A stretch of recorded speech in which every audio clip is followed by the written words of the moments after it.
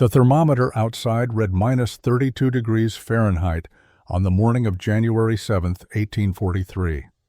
Inside Oswald Brenner's strange metal-arched cabin, the temperature held steady at 17 degrees above zero, and not a single icicle hung from the corrugated roof that every trapper in the Montana Territory had mocked for 6 months. Before we begin, let us know where you're watching from, and if stories of frontier innovation move you, hit that subscribe button, because tomorrow's tale is even more remarkable than this one. The fire had burned all night. Oswald Brenner knew this because he had woken every 2 hours to feed it, just as he always did during January in the northern Rockies.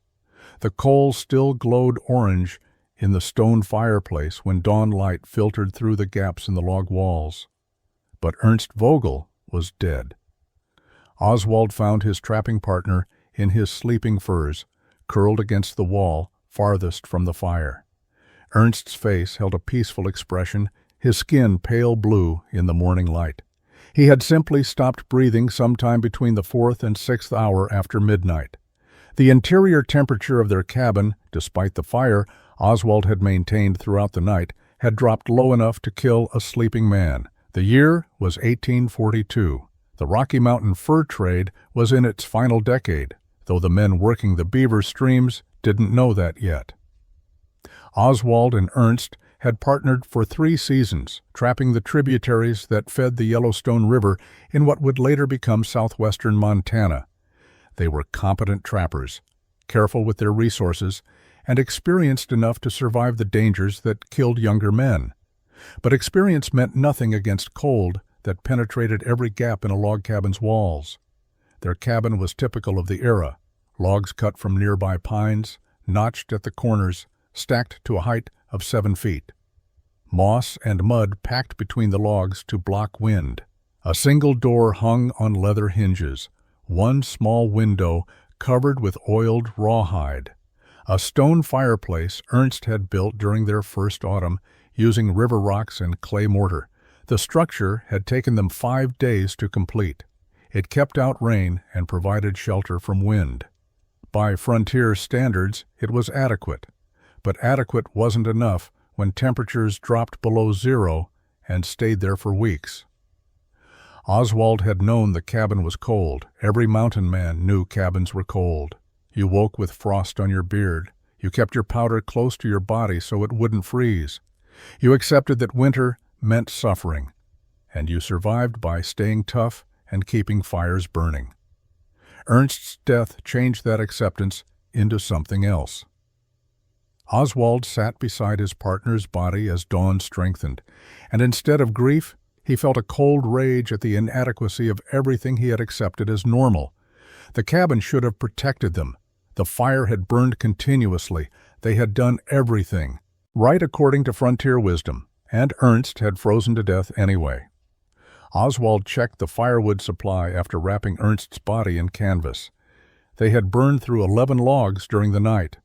11 logs to maintain a fire that hadn't kept the cabin warm enough to preserve life.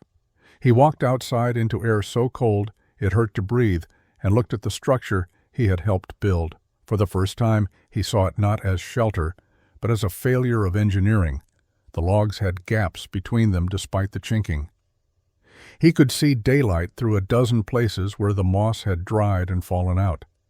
The door didn't fit flush against its frame. The window covering moved in the wind. Heat was escaping through every imperfection, and there were hundreds of imperfections. They had built a basket trying to hold water. Oswald buried Ernst that afternoon on a hillside above the creek.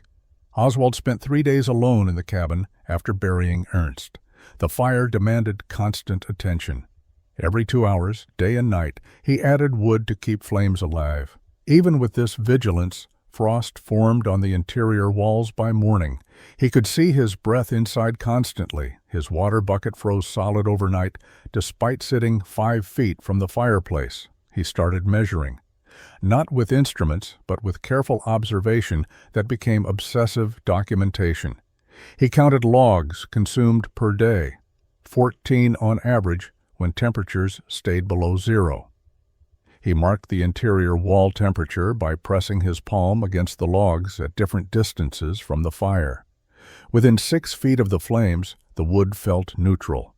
Beyond that, it was cold to the touch. The cabin's interior was 20 feet by 16 feet. Most of that space remained bitterly cold, regardless of fire size. Oswald examined how other trappers built their cabins. Within 10 miles, there were 5 other structures occupied that winter. He visited each one, observing construction details he had never paid attention to before. Hermann Schatz had a cabin built identically to Oswald's.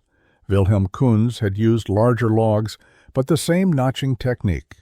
August Ritter had attempted to improve his cabin by adding extra chinking, packing nearly every gap with a mixture of mud and dry grass. All of them were cold. All of them required constant fire maintenance. All of them leaked heat through gaps, around doors, through roofs. Ritter's extra chinking had helped marginally, but his cabin still required 12 logs per day to maintain barely survivable temperatures. The improvement wasn't worth the extra weeks of construction time. Oswald began to understand that the problem wasn't craftsmanship. Hermann was an excellent carpenter who fitted his logs with precision. The problem was the fundamental approach. Log construction, no matter how carefully executed, created gaps. Wood expanded and contracted with moisture and temperature. Chinking dried and cracked. Notched corners settled over time, opening. New gaps. The materials themselves worked against heat retention. He thought about heat as something physical, something that could be contained or lost through measurable means. Heat rose. He knew that from watching smoke. Heat moved from warm areas to cold areas, equalizing temperature. In a log cabin, heat generated by fire immediately began escaping through gaps in the walls, through the roof, through the door and window, even through the logs themselves, which conducted cold from outside to inside. The fire didn't heat the cabin, it fought against heat loss, and it was losing the battle. No matter how much wood burned, the structure leaked warmth faster than flames could replace it. The only solution frontier wisdom offered was burning more wood, feeding fires constantly, accepting cold as inevitable. Oswald rejected that acceptance. There had to be a better method. Ernst's frozen body proved that traditional approaches were insufficient. The question was what alternative existed when logs were the only practical building material available in the wilderness, and every trapper built the same way because that was how cabins were built. February brought slightly warmer temperatures, which created a different problem. Daytime sun warmed the cabin's roof enough to melt the bottom layer of snow. At night, temperatures dropped again, freezing the meltwater into ice. Within 2 weeks, ice dams formed along the roof's lower edge where the poles met the wall logs. Water backed up behind these dams, seeped between the roof poles, and dripped into the cabin's interior. Oswald watched this process with the same obsessive attention he had given to heat loss. The ice dams formed because his fire warmed the cabin enough to transfer heat through the roof structure. That escaping heat melted snow. The meltwater ran down to the colder roof edge and froze. Each freeze-thaw cycle made the ice thicker. Some cabins in the region had ice buildups 6 inches thick, adding hundreds of pounds of weight to roof structures never designed to carry it. He realized the ice was visible proof of heat loss. Every icicle hanging from a roof edge represented warmth that had escaped the cabin. The bigger the icicles, the more heat was being wasted. He looked at his own cabin and counted 17 icicles, some nearly 3 feet long. 17 markers of failure. The relationship between interior heat and exterior ice formation became clear. In a perfectly insulated structure, interior heat would stay inside. The roof would remain the same temperature as outside air. Snow would accumulate but not melt. No melt meant no refreeze, no ice dams, no icicles, no structural damage from ice weight. But log cabins couldn't achieve that perfect insulation. The walls, roof, every surface conducted heat outward. Oswald started thinking about materials differently. Wood wasn't just a building material, it was a heat conductor, pulling warmth from inside air and transferring it to outside. Cold. The thicker the log, the slower the conduction. But it still happened. Even a solid wall of wood 2 feet thick would eventually equalize temperature between its two faces. The only way to stop heat conduction was to interrupt the path heat traveled. He remembered something from his childhood in Pennsylvania. His father's workshop had a forge with a brick shield that protected the wooden wall behind it.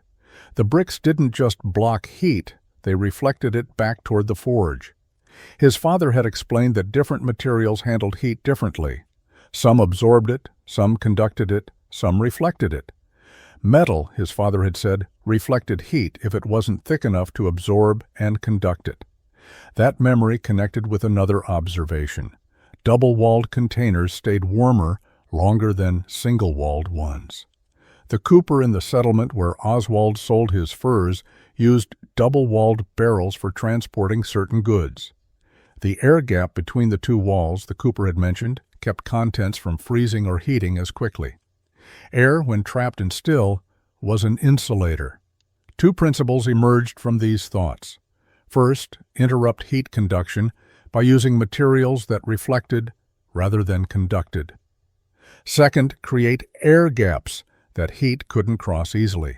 Oswald didn't have formal education in thermodynamics, but he understood practical physics through observation and experience. March brought the thaw and the end of trapping season. Oswald packed his winter's catch and made the 3-week journey to Fort Union, the trading post where trappers sold their furs and resupplied for the next season. The fort sat at the confluence of the Yellowstone and Missouri rivers, a hub of commerce where frontier goods and eastern manufactured items met. Oswald sold his furs for a modest profit. Ernst's share went to the fort's factor with instructions to hold it for any family members who might inquire. The transaction left Oswald with $217, enough to resupply and have surplus for the first time in his trapping career. Most men would have spent the extra on whiskey, equipment, or supplies to expand their trapping operation. Oswald spent 2 days walking through the fort's storage yards, examining everything the trading company had accumulated. Fort Union dealt in furs going east and manufactured goods coming west, but it also served as a repository for items that didn't sell, equipment from failed ventures, and salvage from various enterprises that had collapsed. The yard behind the main warehouse held years of accumulated surplus. He found the corrugated metal sheets in a corner of the yard, stacked and forgotten. There were 42 sheets, each one approximately 8 feet long and 3 feet wide. The metal was galvanized iron with a wavy corrugated pattern that created ridges and valleys running the length of each sheet. They had come from a mining operation that had failed 2 years earlier, hauled overland at great expense, and then abandoned when the mine proved unprofitable. The fort's factor quoted a price of $3 per sheet. Oswald asked about the corrugation pattern.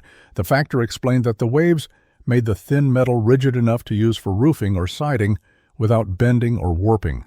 Flat metal sheets of the same thickness would flex and buckle. The corrugation was a structural feature, turning thin flexible metal into a rigid building material. Oswald bought 20 sheets for $60. The factor thought he was insane. Metal roofing made sense for permanent structures in settlements, but hauling it into the mountains for a trapper's cabin was wasteful. The weight alone, nearly 400 pounds of metal, would require a pack train. The factor asked what Oswald planned to build. Oswald said he wasn't certain yet, but he had ideas about keeping cabins warmer. The factor laughed and suggested wool blankets would be cheaper. Oswald arranged transport with a freight hauler who was taking supplies to a mining camp within 30 miles of his trapping territory. The metal sheets, along with his standard resupply of powder, lead, salt, and coffee, would arrive in late April. That gave him 6 weeks to think about exactly how he would use the metal to solve the problem that had killed Ernst. Oswald returned to his trapping territory in early April. The cabin where Ernst had died still stood, but he couldn't bring himself to occupy it. Instead, he built a temporary lean-to shelter 50 yards away and began planning his new structure. He had metal sheets arriving in 6 weeks. He needed to understand how to use them before they arrived. He started by studying curved structures in nature. Caves stayed consistently cool in summer and relatively warm in winter because the stone arch distributed temperature evenly. Bird eggs survived in curved nests that protected them from temperature extremes. Even beaver lodges used dome-like construction that somehow maintained interior conditions different from outside air. Curves appeared repeatedly in nature's solutions to environmental protection. Oswald examined the barrels at Fort Union during his supply trip. The cooper constructed them with staves that curved, held by metal bands under tension. The shape wasn't just aesthetic, it distributed the pressure of contained liquids evenly across all staves. A rectangular container concentrated stress at corners. A curved container had no corners, no stress concentration points, no weak spots where failure began. The curve was the strength. He thought about how snow accumulated on flat roofs versus sloped roofs. Flat roofs collected snow weight that had to be supported by the structure. Sloped roofs shed snow through gravity, but even sloped roofs had ridges where snow accumulated and edges where ice formed. A curved roof, he reasoned, would shed snow continuously across its entire surface. No ridges, no edges, no accumulation points. The same curve that provided structural strength would eliminate snow load problems. The corrugated metal sheets were designed to be rigid when installed flat, but Oswald wondered if they could be curved. The corrugation ran lengthwise. If he bent the sheets perpendicular to the corrugation, the ridges and valleys might allow flex while maintaining rigidity. He wouldn't know until the metal arrived, but the principle seemed sound. Thin metal that would buckle when flat might hold shape when curved. He sketched designs in the dirt outside his lean-to. A traditional cabin had 4 walls and a roof, 6 separate surfaces that met at angles, creating corners and ridges. What if instead the structure was one continuous curved surface from ground level on one side, over the top, down to ground level on the other side? No corners, no roof separate from walls, just one arc of metal. Inside that metal arc he would build a wooden structure, not a traditional cabin, but a frame that held the metal at a specific distance from the interior living space. The gap between metal exterior and wood interior would be filled with trapped air. The metal would reflect heat back inward. The air gap would prevent conduction. The curve would shed snow and distribute structural loads. 3 problems solved with one design approach that no trapper had ever attempted because it looked nothing like a cabin should look. Herman Schatz visited Oswald's camp in late April. He had heard through the scattered trapping network that Oswald was planning to build a new cabin using metal from Fort Union. Herman came to see if the rumor was true and to understand what Oswald intended. The 2 men had trapped the same region for 4 years and maintained friendly relations despite not being close partners. Oswald explained his design: a curved metal shell over a wooden frame, an air gap for insulation, a structure with no corners and no traditional roof. Herman listened quietly, then asked the obvious questions. How would Oswald curve metal sheets designed to be flat? How would he seal the ends where the arc met the ground? What would prevent wind from tearing the metal loose? Where would the door go in a curved wall? How would he build a chimney through metal? Oswald admitted he didn't have answers to most of those questions yet. He had principles and a concept, but the details would emerge during construction. Herman shook his head and said that planning construction meant knowing what you were building before you started. You didn't figure it out as you went. That approach wasted materials and created structures that failed. The criticism was fair. Oswald acknowledged that his approach was experimental, but traditional cabin construction had killed Ernst despite being proven and predictable. Proven failure wasn't better than experimental uncertainty. Herman disagreed. Ernst's death was tragic, but it was caused by extreme cold, not cabin design. Every trapper faced the same risks. Building something strange and untested wouldn't change the reality that mountains were dangerous and winters were cold. Better to build a good traditional cabin and accept that survival required toughness and luck. Wilhelm Kunz arrived during their conversation. He had come to borrow tools but stayed when he heard what they were discussing. Wilhelm's response was less diplomatic than Herman's. He called the metal ark idea foolish. Metal was expensive, heavy, and unsuited to wilderness construction. It would freeze in winter, making the cabin colder, not warmer. The curved shape would be impossible to build alone. The structure would look ridiculous, marking Oswald as someone who had lost his practical judgment, possibly from grief over Ernst's death. August Ritter visited 2 days later, apparently sent by the others to talk sense into Oswald. Ritter's approach was economic. He calculated that Oswald had spent $60 on metal, plus freight costs, plus the time required to build something experimental. For that same investment, Oswald could have built 2 traditional cabins, stockpiled firewood for 3 years, or purchased equipment to expand his trapping operation. The metal represented wasted resources that would produce nothing useful. Oswald listened to all of them. Their arguments were reasonable from a conventional perspective. But conventional approaches maintained barely survivable conditions while consuming enormous quantities of firewood. He wasn't trying to build a normal cabin. He was trying to build something that worked better than normal, even if better meant strange. The metal sheets arrived on May 2, 1842, carried by mule train along with Oswald's other supplies. The freighter who delivered them thought Oswald was building a roof for a trading post or permanent settlement structure. When Oswald explained the sheets were for a personal cabin in the wilderness, the freighter said nothing, but his expression conveyed clear judgment about how trappers spent their money. Oswald selected a building site on high ground above the creek, similar to where his previous cabin had stood. Good drainage, clear sight lines, proximity to water without being in the floodplain. But this time, he invested 2 full days in site preparation that went far beyond clearing brush. He wanted the foundation absolutely level because the curved metal structure would show any unevenness dramatically. He dug a shallow trench, outlining a rectangle 16 feet wide and 24 feet long.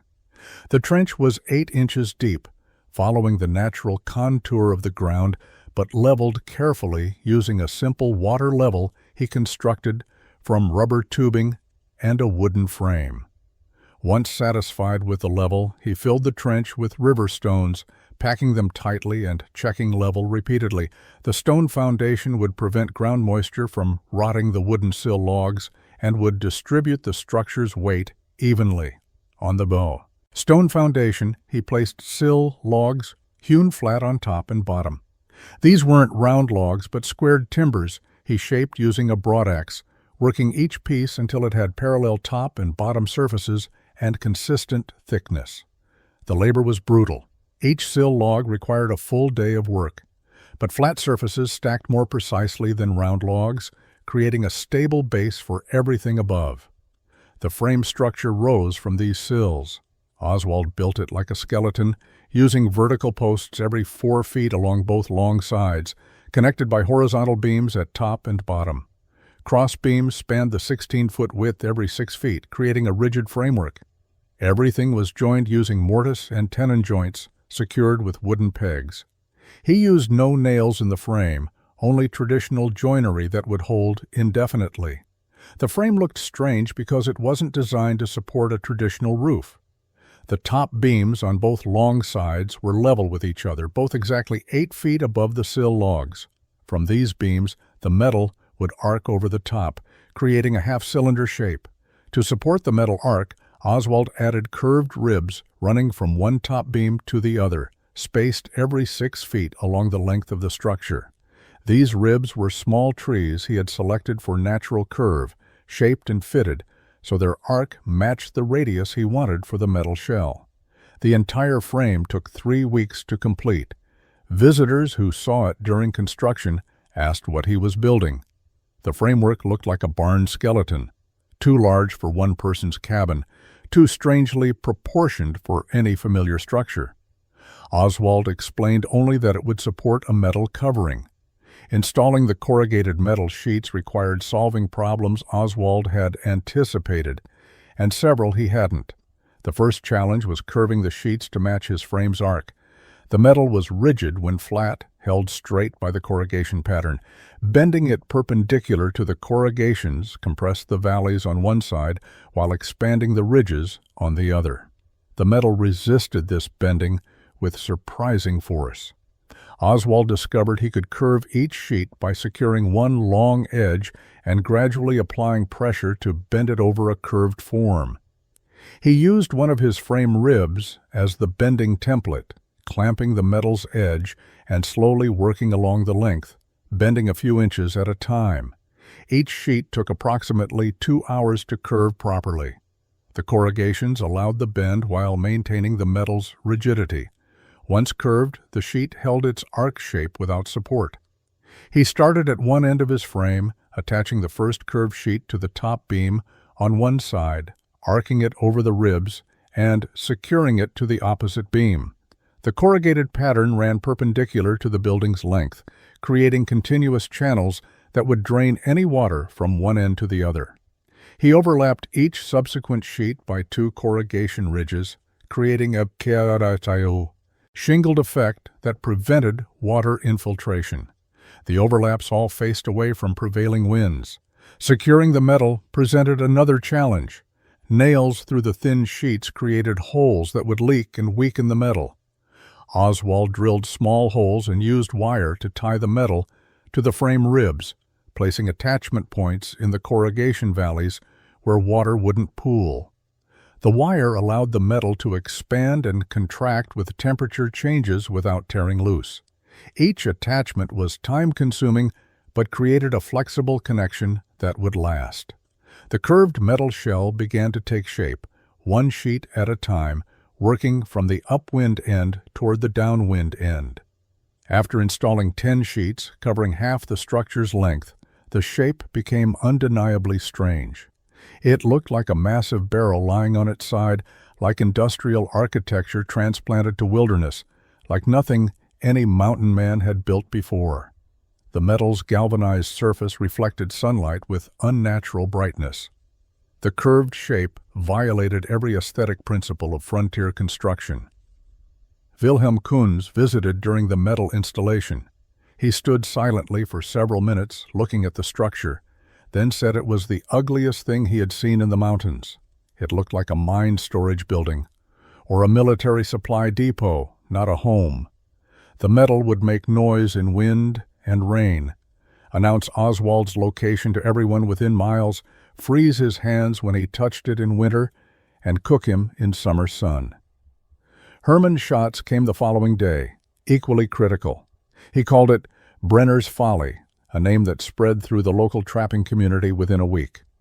The metal shell was complete by late June, creating a continuous arc from ground level on the north side, over the top, down to ground level on the south side. Oswald stood inside the empty metal tunnel and experienced the first hint that his design might work. The afternoon sun heated the metal exterior to temperatures uncomfortable to touch, but inside the arc, the air remained noticeably cooler than outside ambient temperature. The metal was reflecting solar heat rather than conducting it inward. He began constructing the interior wooden structure, working within the metal shell's protection. This wasn't a traditional cabin, but a room built inside a larger protective envelope. He used vertical planks rather than horizontal logs, creating walls that stood 7 feet tall and ran the full 24-foot length of the structure. These interior walls were positioned 4 feet inside the metal shell on both sides, creating a gap between wood and metal that would remain empty except for air. The 4-foot gap was deliberate. Oswald had observed that thicker air spaces provided better insulation than thin ones, up to a point. Too thin and heat conducted across quickly. Too thick and air could circulate, moving heat through convection. 4 feet seemed optimal based on his study of double-walled barrels and insulated storage buildings he had examined at Fort Union. The trapped air would be still, dead air that resisted heat movement. He fitted the interior planks tightly together, using tongue and groove joints where possible, plain edge joints elsewhere. Every gap was sealed with a mixture of pine pitch and oakum, creating joints that were genuinely airtight. The interior walls didn't need to support structural loads because the metal shell carried all weight. They only needed to contain interior air and provide a surface that wouldn't conduct heat readily. The end walls presented a unique challenge.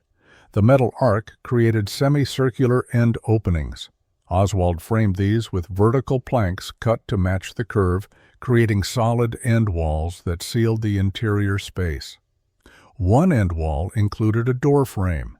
The other remained solid except for a small window opening. Both end walls extended from the interior floor up to meet the metal shell, with careful fitting where wood met metal to prevent air gaps. Between the interior wooden room and the metal shell, Oswald created a continuous air channel that wrapped around 3 sides and over the top. This channel had no openings, no way for outside air to enter or interior air to escape. The air trapped in this space would stratify with temperature but wouldn't circulate. Heat trying to escape from the interior would have to warm the interior wood surface, cross 4 feet of still air, and then warm the metal shell before reaching outside. That journey would slow heat loss dramatically. He installed the interior floor using split planks laid over floor joists, elevated 6 inches above the ground. Beneath the floor, more dead air space. Above the ceiling, which he built 7 feet high using horizontal planks across ceiling joists, another airspace separated the ceiling from the curved metal roof 12 feet above at its highest point. The interior room was essentially a box suspended in air, touching the metal shell only at the foundation and end walls, surrounded on all sides by insulating air gaps. The principle was simple. Air conducted heat poorly when still. Multiple air spaces conducted heat even more poorly. The metal exterior reflected radiant heat. The wood interior absorbed and held warmth. Between them, 4 feet of nothing, which turned out to be the best insulation available on the frontier. Oswald spent July completing the interior details that would make the structure livable and thermally efficient. The fireplace was his first priority. Traditional fireplaces were massive stone structures that absorbed heat and radiated it slowly. Oswald wanted something different. He built a small firebox using fire brick he had purchased at Fort Union, designed for metal content rather than heat mass. The firebox was only 2 feet wide and 18 inches deep, far smaller than standard frontier fireplaces. The chimney presented a technical problem. It had to penetrate both the interior ceiling and the curved metal roof without creating leak points or heat loss paths. Oswald solved this by building a double-walled chimney. The inner section was clay tile, carrying smoke. The outer section was sheet metal, creating an air gap around the tile. Where the chimney penetrated the ceiling, he sealed carefully with clay and metal flashing. Where it penetrated the metal roof, he fabricated a custom collar that allowed the chimney to pass through while maintaining the roof's weather-tight integrity. The small firebox seemed inadequate to visitors who saw it during construction. August Ritter commented that it wouldn't heat the space during winter. Oswald explained that the point wasn't generating massive heat, but retaining whatever heat was generated. A small, efficient fire in a well-insulated space would outperform a large, wasteful fire in a leaky cabin. Ritter remained skeptical. Oswald installed shelves, a sleeping platform, and a work table. But his attention remained focused on thermal details. Every joint between planks was sealed. The door was built from 3 layers of wood, with felt sandwiched between layers, creating a thick insulated barrier. The door fitted into its frame with precision that left gaps measured in fractions of inches, sealed with leather weather stripping. A simple wooden bar secured it from inside. The door's exterior face was flush with the end wall, positioned to sit within the protective arc of the metal shell, rather than protruding. The window was equally careful construction. Oswald created a double-glazed opening using 2 panes of real glass he had purchased at considerable expense. The panes were separated by a 1-inch air gap, creating insulation while allowing light. The window was small, only 12 inches square, positioned high on the end wall. A wooden shutter on the interior provided additional insulation when closed. The window could be opened for ventilation in summer, but would remain sealed during winter. He insulated the ceiling above the interior room by laying bundles of dried grass between the ceiling joists before installing the ceiling planks. This created another barrier between the living space and the large air volume above. The grass insulation was 6 inches thick, compressed slightly when the ceiling planks were installed. It would prevent heat from rising directly into the upper airspace while still allowing some heat to warm that space gradually. The interior walls received a final treatment of whitewash, made from lime and water. The white surface would reflect lamplight, making the interior brighter, and the lime would seal the wood slightly, reducing air permeability. Every detail served thermal efficiency. Nothing was decorative. Every element had a purpose related to containing heat or excluding cold. By early August, the structure was complete and ready for occupation. Oswald moved his supplies and equipment from the lean-to into his new cabin. Oswald occupied his metal-arched cabin on August 9, 1842. Summer temperatures in the mountains ranged from pleasant to hot during daylight hours. Inside the cabin, the temperature remained remarkably stable. When afternoon sun heated the metal exterior to scorching temperatures, the interior stayed cool. The metal reflected solar radiation rather than absorbing it. The air gap prevented conducted heat from reaching the interior. The interior walls remained neutral to the touch even when outside air exceeded 80 degrees. At night, when mountain temperatures dropped sharply, the interior retained warmth from the day longer than outside air retained heat. The thermal mass of the wooden interior absorbed heat during the day and released it slowly at night. The structure demonstrated temperature stability that conventional cabins couldn't match. Oswald recorded these observations carefully, noting interior and exterior temperatures at dawn, midday, and dusk. The patterns confirmed his design principles. Hermann Schatz visited in late August, curious whether Oswald had abandoned the strange structure or was actually living in it. He found Oswald comfortable and settling into routines. Hermann asked about the interior temperature during hot days. Oswald explained the cooling effect. Hermann touched the interior wall, noting it was cooler than the outside air temperature. He seemed surprised but attributed it to the structure's shaded location. Oswald pointed out that the metal was in full sun. Hermann had no response. Wilhelm Kunz came by in early September, equally curious. The trapping season was beginning, and trappers were preparing their cabins for winter. Wilhelm asked directly whether Oswald thought the metal structure would work in winter. Oswald said he believed it would work better in winter than summer because the design was specifically for heat retention. Wilhelm said they would see. Belief didn't matter. Winter would prove or disprove the design definitively. Oswald prepared for winter with unusual confidence.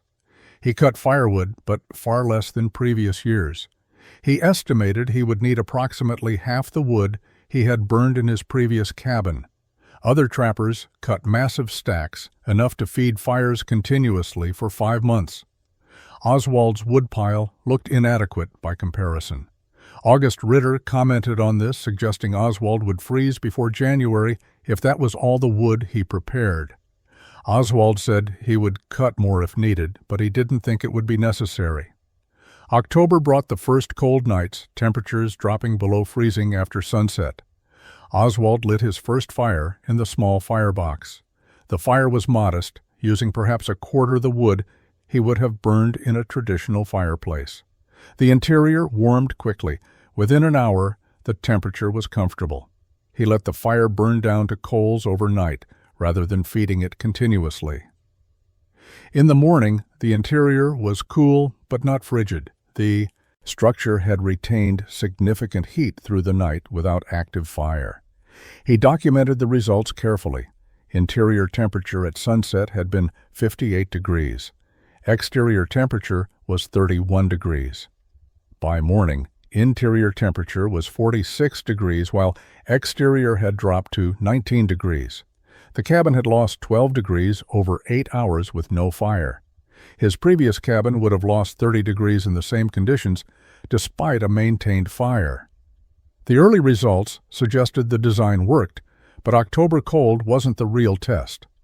Everyone survived October. The validation would come in December and January, when temperatures stayed below zero for weeks.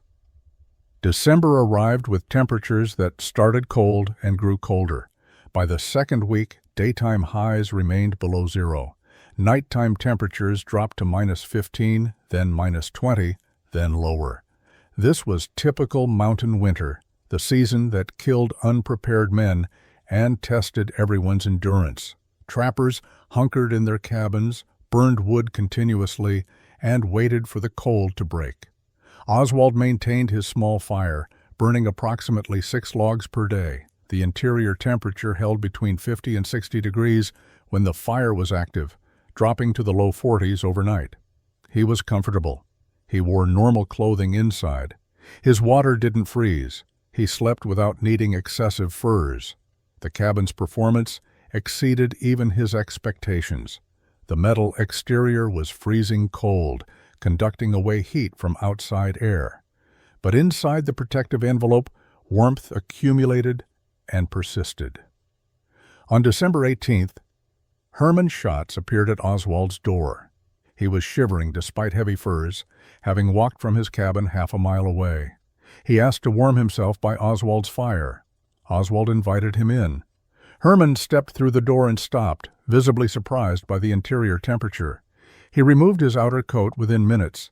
He asked how much wood Oswald was burning. Oswald showed him the woodpile, diminished but not dramatically.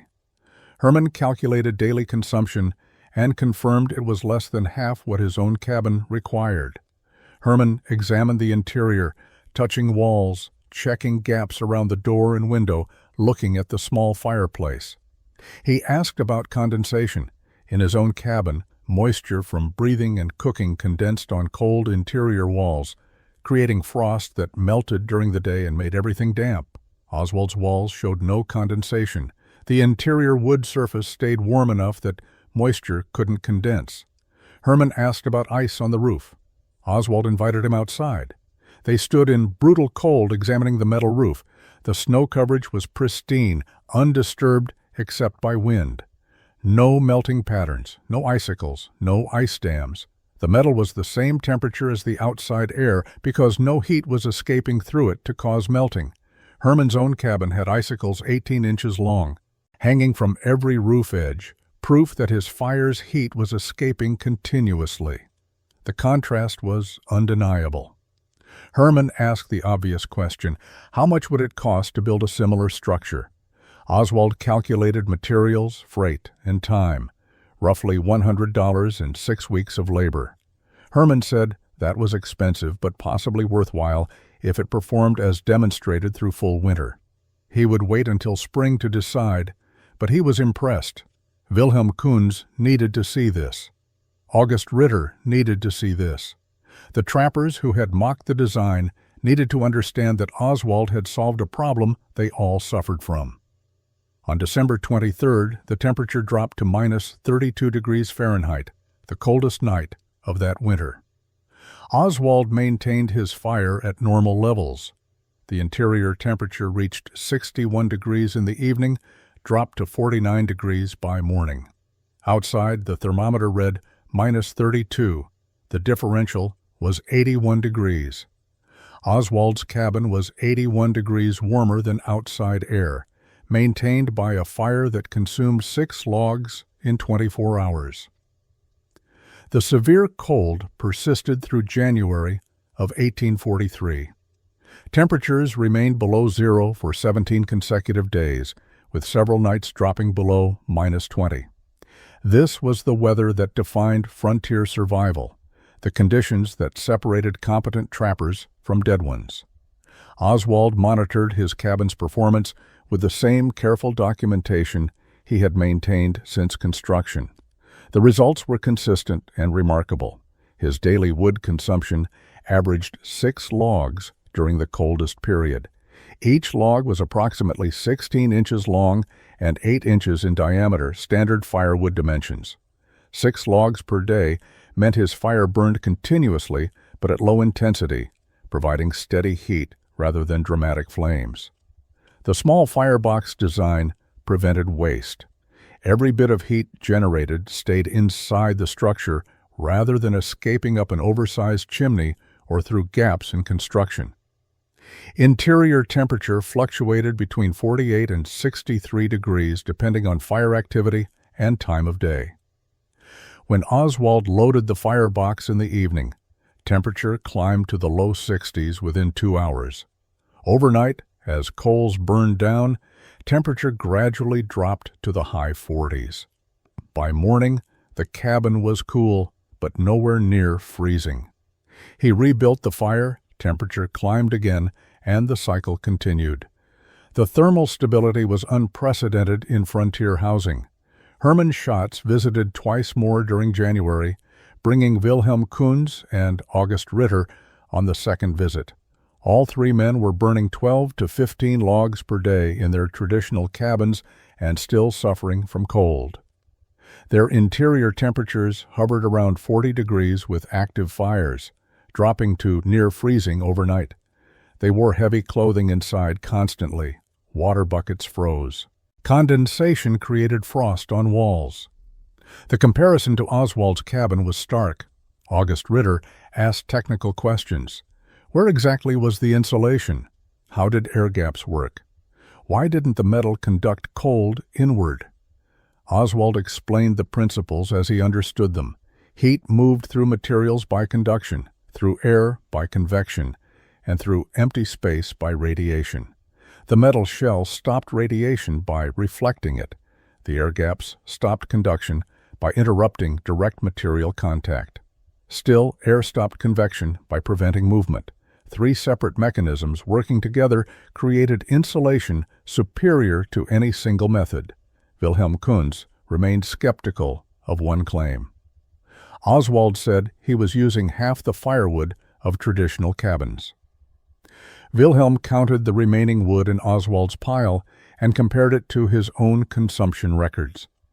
The math confirmed Oswald's claim. Wilhelm admitted this changed his assessment. Building something that looked strange was acceptable if it performed this much better than conventional construction. He asked if Oswald would help him build a similar structure in spring. The most dramatic validation came from simple observation. Other trappers spent January in survival mode, feeding fires constantly, wearing furs inside, enduring cold that was barely survivable. Oswald spent January working comfortably inside his cabin, processing gear, preparing for spring trapping, reading by lamplight without shivering. He wasn't surviving winter, he was comfortable during winter. That distinction represented a fundamental improvement in frontier living conditions. By late January, word had spread through the scattered trapping community. Brenner had built something that actually worked. The metal cabin everyone had mocked was outperforming traditional construction so dramatically that the difference couldn't be dismissed or explained away.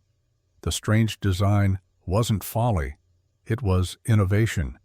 February brought variable temperatures, the most dangerous weather pattern for traditional cabin construction. Daytime temperatures climbed above freezing. Sunlight warmed dark surfaces. Snow on roofs began melting. Then nighttime temperatures plunged back below zero, freezing all moisture solid. This freeze-thaw cycle created the ice problems that damaged cabins and made them progressively less habitable each winter. Hermann Schatz's cabin demonstrated the typical damage pattern. His roof accumulated ice dams along the lower edges where melting snow ran down and refroze. The ice built up in layers, growing thicker with each cycle. By mid-February, ice formations extended 8 inches beyond his roof edge, adding significant weight to the structure. The ice dams trapped meltwater behind them, forcing it to seep between roof poles where it refroze, expanding and creating gaps that would leak during rain. Icicles hung from every edge of Herman's roof, some approaching 3 feet in length. Each icicle represented heat that had escaped through the roof, melted snow, and refrozen in dramatic frozen columns. The icicles were beautiful in sunlight, creating glittering displays, but they were also markers of thermal failure. Energy purchased with firewood and labor was decorating the exterior instead of warming the interior. Wilhelm Kunz experienced worse problems. His cabin's roof developed a sag from accumulated ice weight. The ridgepole, never designed to carry hundreds of pounds of ice, was bending visibly. Wilhelm spent 2 days using a long pole to knock ice off his roof, dangerous work that resulted in a bruised shoulder when falling ice struck him. The removed ice would simply reform during the next cycle unless he kept his cabin cold enough that interior heat didn't escape through the roof, but keeping the cabin that cold meant freezing inside. August Ritter's cabin showed water damage on interior walls where ice dams had forced meltwater under the roof covering. Brown stains marked the logs where water had penetrated and frozen. The damage was permanent. Come spring, those areas would rot unless treated. Ritter calculated he would need to replace several roof sections and possibly some wall logs before next winter. The repairs would consume time he should spend trapping. Oswald's metal-arched cabin showed none of these problems. The snow on his roof remained pristine and even, disturbed only by wind that redistributed it slightly. No melting occurred because no heat escaped through the metal shell to warm the snow. The metal's temperature matched outside air temperature exactly. Snow accumulated on it just as it accumulated on trees, rocks, or any other unheated surface. Without melting, there was no refreezing, no ice formation, no structural stress from ice weight. The absence of icicles was particularly striking. Not a single icicle hung from Oswald's structure. The metal edges remained clean, the snow coverage uniform. Visitors commented on this constantly because it was visually obvious that something different was happening. Cabins had icicles. That was normal. Oswald's structure violated that expectation completely, and the violation proved that heat was being contained rather than wasted. The practical implications were significant. Oswald would need no spring repairs from ice damage. His structure wasn't being stressed by freeze-thaw cycles. The metal wouldn't rot from moisture penetration. The design eliminated an entire category of maintenance that trappers accepted as inevitable. Better thermal performance meant better structural longevity. March brought the first conversations about replication. August Ritter arrived at Oswald's cabin on March 7th with specific questions and a notebook. He wanted to understand exact construction details because he intended to build a similar structure before next winter. The mockery had shifted to serious interest. Ritter had survived another winter in a traditional cabin and had no intention of repeating this experience when a better alternative existed. Ritter asked about the metal source. Oswald explained Fort Union had surplus sheets from the failed mining operation. Ritter asked how many remained. Oswald didn't know but said the fort's factor could answer that question. Ritter wrote this down. He asked about cost. Oswald provided exact figures. $3 per sheet, 20 sheets required for a structure this size, plus freight charges of approximately $15. Ritter calculated total material cost, including wood, hardware, and miscellaneous supplies, at roughly $110.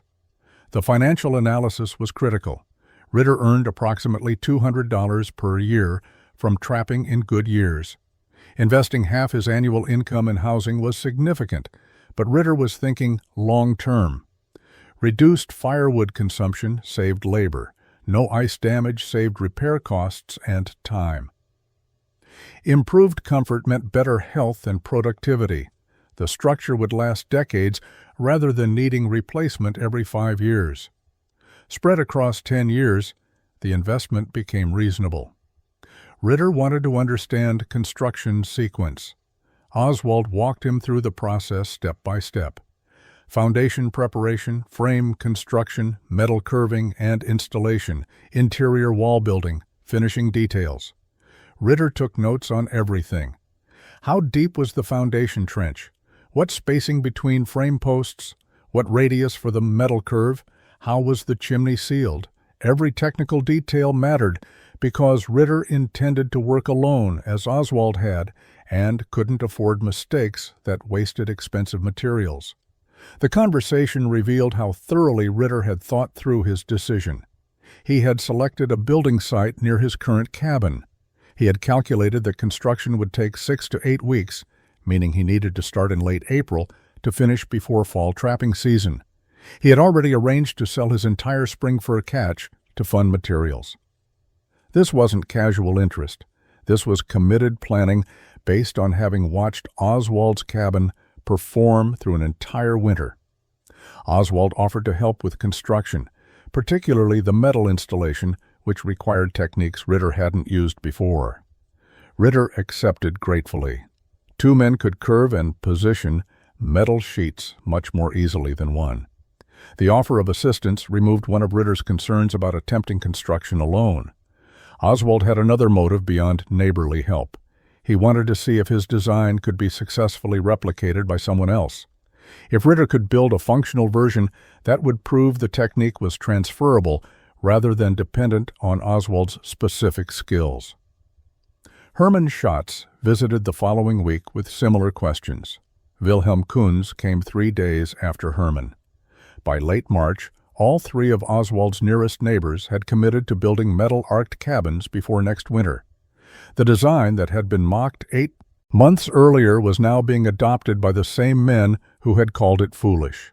The shift from mockery to adoption happened quickly once the performance evidence was undeniable. April brought the final accounting that quantified exactly what Oswald's design had accomplished. He had maintained daily records throughout the winter, documenting wood consumption, interior temperatures, and exterior temperatures. The accumulated data provided concrete comparison to traditional cabin performance. Numbers eliminated subjective assessment and revealed the magnitude of improvement. From November 1st through March 31st, 151 days, Oswald burned 906 logs. His daily average was 6 logs, exactly as he had estimated. Each log represented approximately 1/10 of a cord, meaning his total winter consumption was 90 cords. Hermann Schatz, Wilhelm Kunz, and August Ritter compared their own consumption records. All 3 had burned between 13 and 15 logs daily, averaging 14. Over 151 days, that totaled 2,114 logs, or 211 cords. The difference was stark. Oswald used 43% of the wood his neighbors used. He achieved this while maintaining interior temperatures 20 to 30 degrees warmer than their cabins. The thermal efficiency was more than double. Every log Oswald burned produced more than twice the heating effect of logs burned in traditional cabins because his structure retained heat instead of allowing it to escape. The temperature differential data was equally compelling. On the coldest night of winter, -32 degrees exterior, Oswald's cabin maintained 49 degrees interior with standard fire. The difference was 81 degrees. Hermann's cabin on the same night, with fire burning continuously, reached 32 degrees interior. The difference was 64 degrees. Oswald's cabin was 17 degrees warmer than Hermann's, while outside temperature was identical, and Oswald burned less wood. Averaged across the entire winter, Oswald's cabin maintained an interior temperature 53 degrees above exterior temperature. Traditional cabins averaged 32 degrees above exterior temperature. The difference, 21 degrees, represented the improvement from proper insulation and thermal design. But on the coldest days, when survival margins were thinnest, the improvement was much greater. During extreme cold, Oswald's design advantage increased to 40 or 50 degrees differential. The claim in the title that would later describe Oswald's cabin was based on peak performance, not average. On certain nights when exterior temperature hit -30 and traditional cabins struggled to maintain 0 degrees interior, Oswald's cabin held steady at 19 degrees interior. The difference, 49 degrees, was the maximum demonstrated advantage. It was achieved through design, not through burning more wood or having a larger fire. Economic analysis revealed additional benefits. Firewood collection was hard labor. A trapper working alone could cut, haul, and stack approximately 1 cord per day. Herman, Wilhelm, and August had each spent roughly 21 days of winter cutting wood to feed their cabins.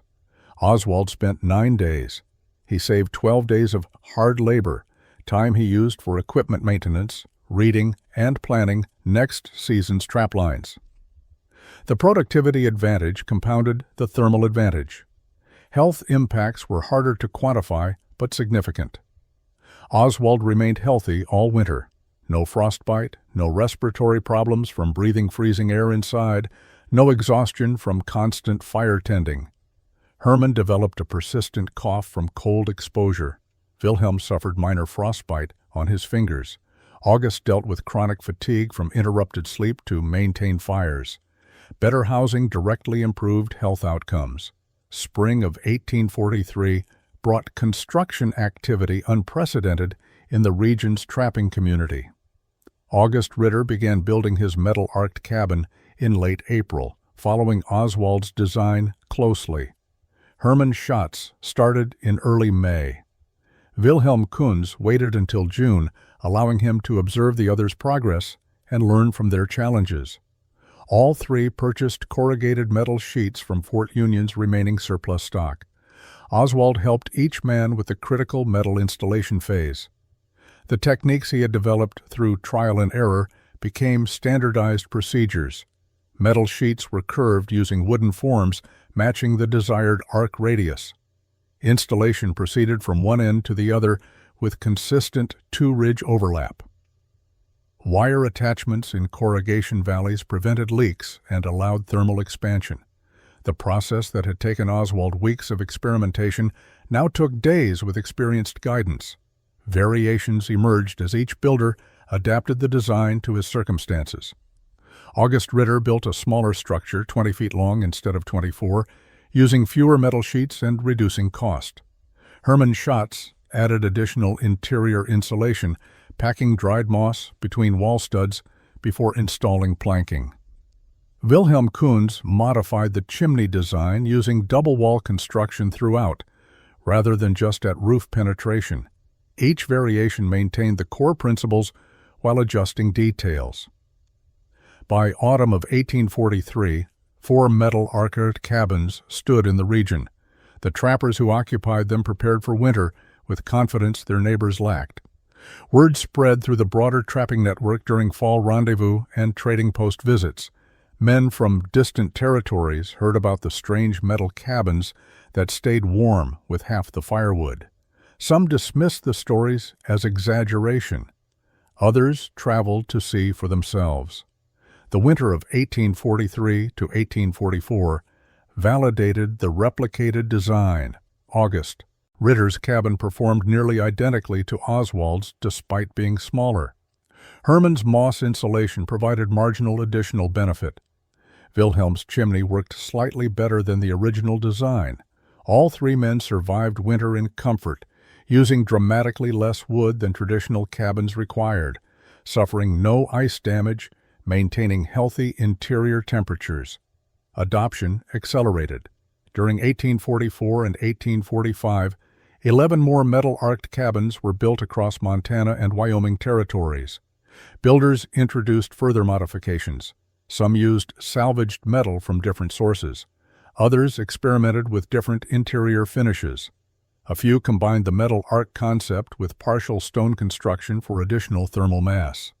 The variations showed creative adaptation while maintaining thermal efficiency principles.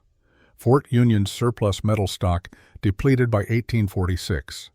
Trappers began ordering corrugated sheets directly from Eastern manufacturers, paying premium prices for freight but accepting the cost because performance justified expense. The design spread beyond trapping camps. Trading posts built metal-arced storage structures. A few permanent settlers adopted the technique for homesteads. The innovation moved from experimental curiosity to accepted practice within 5 years. The phrase, "built like Brenners," entered regional vocabulary, signifying superior construction that prioritized function over appearance. Oswald never promoted his design or claimed credit formally. He simply answered questions, helped neighbors, and continued trapping. The technique spread through demonstration and practical results, not through marketing or persuasion. Oswald Brenner left the mountains in 1848. The fur trade had collapsed completely. Beaver populations depleted, demand destroyed by changing fashion. He was 39 years old, had saved modest money, and wanted different life than endless winters alone.